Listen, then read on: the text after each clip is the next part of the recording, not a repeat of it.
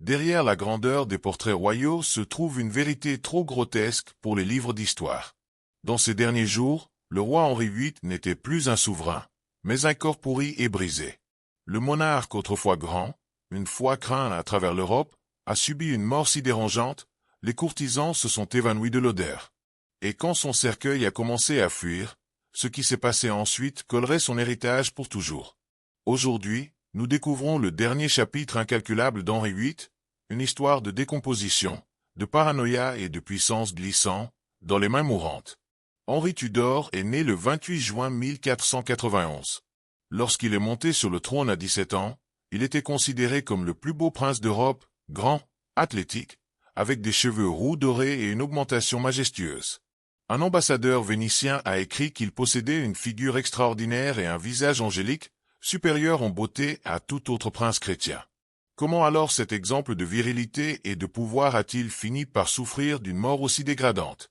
Le tournant a été un accident survenu en janvier 1536 lors d'un tournoi de joute à Greenwich.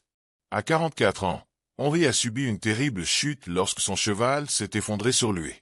Le roi est resté inconscient pendant 2 heures, et bien qu'il ait survécu, la blessure de sa jambe droite ne guérirait jamais complètement.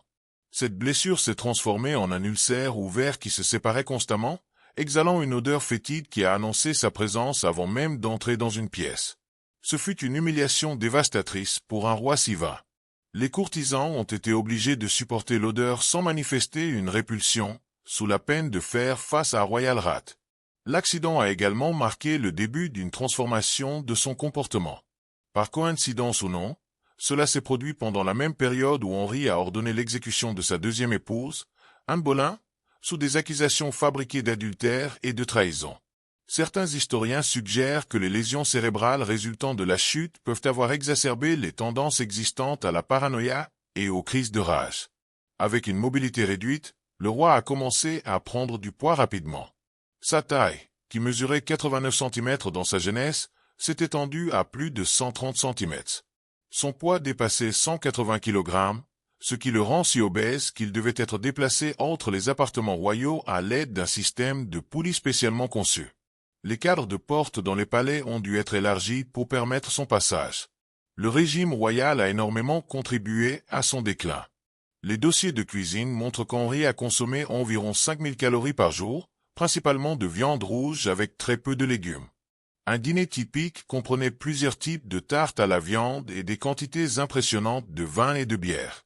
Ce régime, combiné à une inactivité forcée, a considérablement accéléré sa détérioration physique. Les ulcères sur ses jambes se sont aggravés au fil du temps.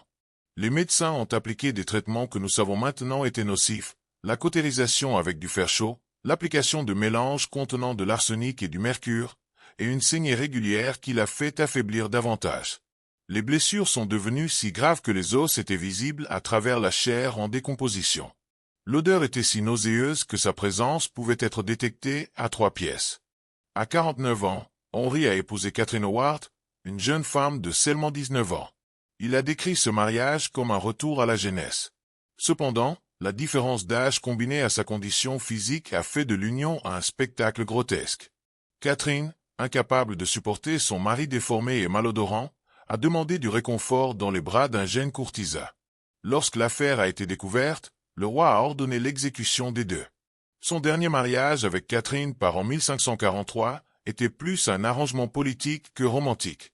Catherine a assumé plus le rôle d'infirmière qu'une femme, s'occupant du roi mourant avec un dévouement surprenant, compte tenu du sort de ses prédécesseurs. Au cours de ces dernières années, Henri a souffert de plusieurs conditions médicales. Les experts modernes pensent qu'il souffrait probablement de diabète, de gouttes sévères, d'hypertension et d'insuffisance cardiaque.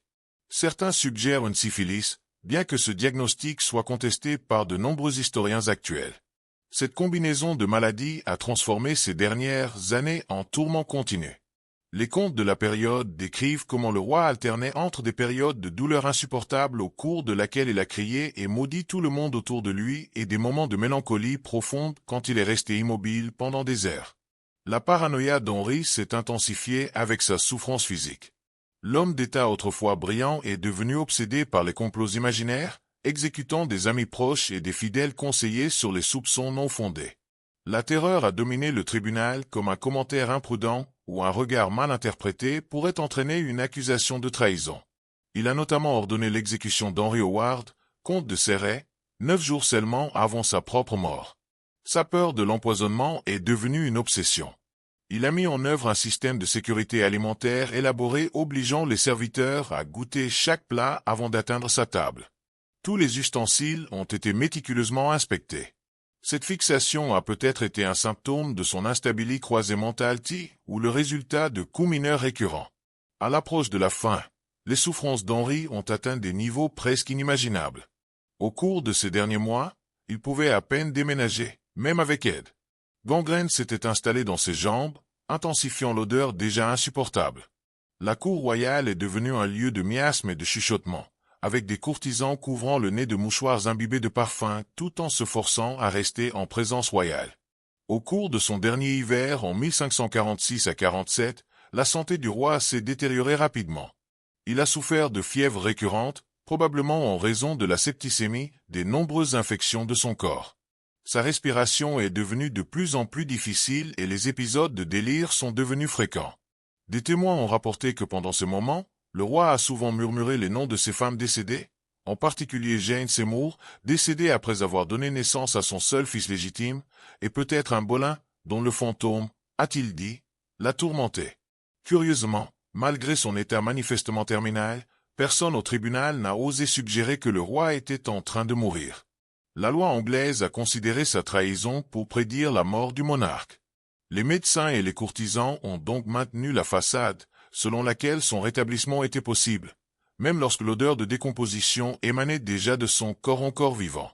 Le 27 janvier 1547, réalisant que sa fin était proche, Henri a finalement permis à l'archevêque Thomas Cranmer d'être appelé à son chevet. Incapable de parler, il a serré la main de Cranmer lorsqu'on lui a demandé s'il était mort dans la foi chrétienne. C'était son dernier geste conscient.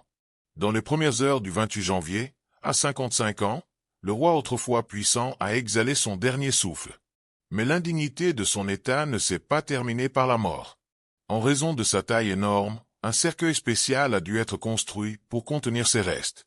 Préparer le corps aux funérailles a été un défi horrible pour les embaumés royaux. Le processus d'embaumement à l'époque était rudimentaire, impliquant principalement l'élimination des viscères et remplissant les cavités d'herbes aromatiques. Au cours des jours suivants, alors que le corps attendait les funérailles de l'État, l'un des épisodes les plus macabres associés à la mort d'Henri s'est produit. Le cercueil, insuffisamment scellé pour contenir les gaz et les fluides de décomposition, a commencé à fuir pendant qu'il reposait dans la chapelle de l'abbaye de Cannes. Pendant la nuit, les contes contemporains décrivent une scène inquiétante. Le liquide cadavérique a coulé sur le sol de la chapelle où il a été découvert par des chiens errants qui ont léché la substance putride. Cette histoire, enregistrée par les chroniqueurs de l'époque, représente une fin profondément humiliante pour un roi qui avait construit son image autour du pouvoir, de la majesté et de l'autorité divine. Le puissant Henri, qui avait défié le pape, redéfinit la religion anglaise et envoya 2 femmes à l'échafaud, s'est terminé comme une masse de chair putréfiée. Son corps violé par des animaux de rue. Les funérailles ont finalement eu lieu le 16 février 1547, près de 3 semaines après sa mort. Malgré l'odeur insupportable émanant du cercueil, les cérémonies ont été menées avec toutes les pompes attendues pour un monarque aussi puissant. Il a été enterré dans la chapelle Saint-Georges au château de Windsor aux côtés de Jane Seymour, la seule épouse qui lui avait donné l'héritier masculin tant souhaité, Édouard VI. Ironiquement, Édouard, dont l'existence avait motivé de nombreuses décisions controversées d'Henri, y compris la rupture avec Rome, n'a régné que 6 ans avant de mourir de maladie à 15 ans. Le trône est ensuite passé à Marie, fille de Catherine d'Aragon, qui a tenté d'inverser les réformes protestantes de son père, et enfin à Élisabeth, fille d'Anne Boleyn, qui établirait une époque de l'or dans l'âge de l'anglais. La mort grotesque d'Henri VIII sert de puissant rappel des limites du pouvoir humain. Le roi qui se considérait au-dessus de la loi, capable de redéfinir la religion nationale et de disposer de vies humaines à son caprice, a finalement été victime de son propre corps mortel. Sa mort n'était pas seulement la fin d'un homme mais le symbole du déclin d'une époque. L'historienne anglaise Alison Ware a écrit « C'est l'un des grands paradoxes de l'histoire qu'un homme qui a commencé avec tant de promesses, de beauté et de capacité s'est terminé comme une caricature grotesque de lui-même. » Tourmenté par la douleur physique et l'instabilité mentale, redouté et flatté par ceux qui l'entourent, mais rarement vraiment aimé. La transformation d'Henri VIII de la Renaissance idéale en prince obèse et malade reste l'une des études de cas les plus fascinantes sur la façon dont le pouvoir absolu combiné à la douleur chronique et aux maladies progressives peut transformer un individu. Son héritage politique, la séparation de l'Angleterre de Rome et l'établissement de l'Église anglicane continuent de façonner le monde moderne. Mais sa fin personnelle rappelle la fragilité humaine. Les derniers moments de la vie d'Henri, avec sa respiration laborieuse et son corps déformé, contrastent radicalement avec les portraits officiels qui le montrent dans toute sa majesté royale. Cette dissonance entre l'image publique et la réalité privée est l'une des réelles leçons de sa vie et de sa mort. Ainsi a mis fin à l'existence de l'un des monarques les plus notoires de l'histoire, non pas avec gloire, mais avec une puanteur insupportable et une fin indigne de sa couronne.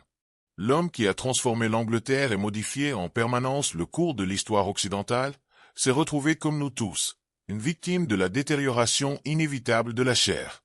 La mort d'Henri VIII n'était pas seulement un événement historique, mais aussi un moment symbolique qui réfléchit à la nature éphémère du pouvoir. Au cours de ces dernières années, alors que le corps du roi s'est détérioré, le mythe de l'invulnérabilité royale aussi. La monarchie, une institution divine qui se considérait au-dessus des lois de la nature, a été forcée de reconnaître sa propre mortalité. La dernière ironie de la vie d'Henri VIII est que l'homme qui s'était forcé si fort d'assurer une lignée masculine, au point de rompre avec Rome et d'exécuter 2 femmes, a engendré un fils fragile qui mourait jeune. Son véritable héritage passerait par ses filles, en particulier Élisabeth, fille de la femme qu'il a exécutée sous de fausses accusations. Peut-être que la leçon la plus profonde de la mort d'Henri VIII est que même le pouvoir absolu ne peut pas conquérir les limites du corps humain. L'homme qui a réécrit les lois de sa nation pour satisfaire ses désirs n'a pas pu réécrire les lois de la nature. En fin de compte, même le plus puissant des rois fait face au même sort que les sujets les plus humbles. La mort d'Henri VIII n'est pas seulement une histoire d'horreur médicale, mais une histoire morale sur les limites du pouvoir humain et l'inévitabilité de la détérioration physique. Son corps, qui était autrefois admiré comme l'incarnation de la royauté, est devenu un symbole de la fugacité de toute gloire terrestre. Ce récit nous rappelle qu'en fin de compte, nous sommes tous égaux avant la mort, quelles que soient nos réalisations ou nos positions sociales. La mort terrible d'Henri VIII continue de fasciner et d'horrifier précisément parce qu'elle révèle l'humanité vulnérable derrière la façade du pouvoir absolu.